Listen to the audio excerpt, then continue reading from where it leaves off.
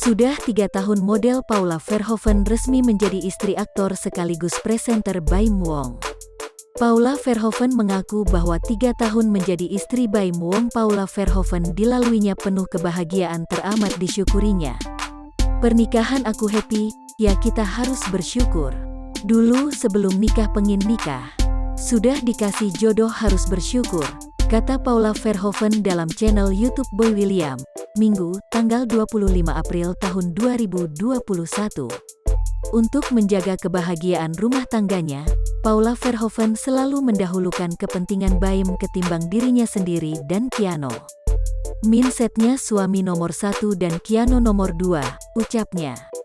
Alasan mementingkan sang suami karena model kelahiran Semarang, Jawa Tengah, tanggal 18 September tahun 1987 itu tidak ingin suaminya selingkuh atau diurusi wanita lain. Karena kadang-kadang yang bikin salah fokus tuh kita fokus ke anak, suami enggak diurusin. Nah bahaya dong kalau nanti diurusin sama yang lain. Mending kita yang urusin, ucapnya. Jadi mindset pertama suami tetap nomor 1. Keanu nomor 2 dan adiknya nomor 2 juga, katanya.